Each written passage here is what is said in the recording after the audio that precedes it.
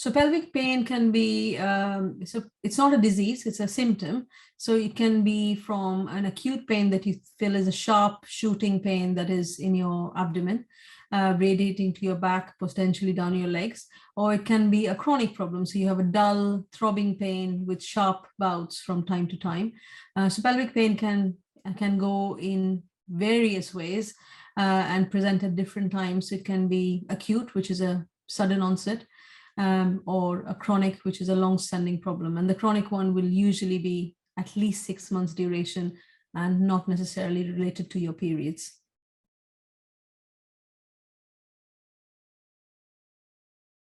So symptoms that can accompany pelvic pain is pain during your periods, pain before your periods, pain in the middle of your cycle, so typically known as ovulation pain, so which could be halfway down the cycle.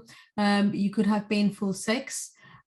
You might find a difficulty in opening your bowels, or pressure symptoms. It could also be a lower back pain, which might be more musculoskeletal. So it might be a combination of these. It could be a single, so it can be very varied depending on what condition you might have.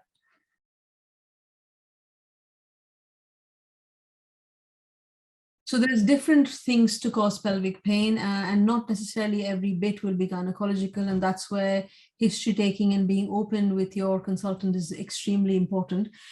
So if it's a sudden onset of pain, it could be the fact that there has been an ovarian cyst accident, which may need an acute problem solving. So you may need to even go to an accident emergency.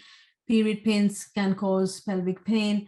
And as I said, ovulation can cause pelvic pain. The ones that are a bit more chronic could be related to conditions called as endometriosis, adenomyosis. You could have pain from scar tissue from previous surgery. You could have pain from scar tissue caused by pelvic inflammatory disease that you may have had in the past, known or unknown.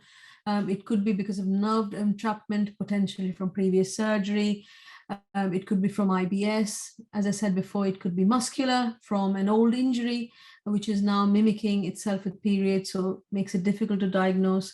It also could be from your bowels, if you're suffering from diverticulitis, IBS, waterworks, which could be cystitis, which is a waterworks infection, or sometimes it can also be a psychosexual problem. So if you've had any difficulties in the past, that can present itself later in life as pelvic pain.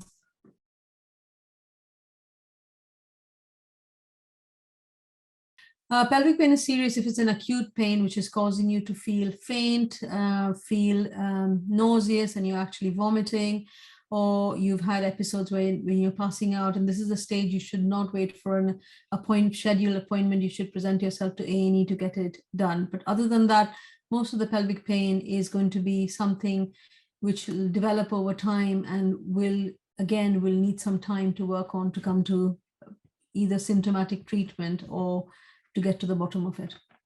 So usually it's not a serious condition.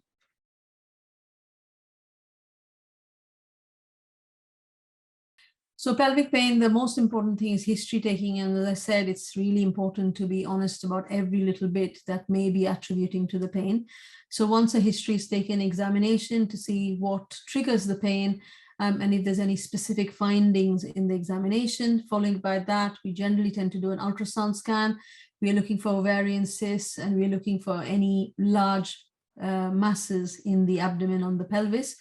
MRI scan is often used for higher stage endometriosis, but if it's very mild endometriosis, it is not going to be picked up on ultrasound or MRI. MRI, however, is good for adenomyosis. And then we can offer laparoscopy, which is a keyhole look into the abdomen to see whether endometriosis is present or adenomyosis is present. We can also detect scar tissue or any loaded bowel. So these are the investigations we usually would do.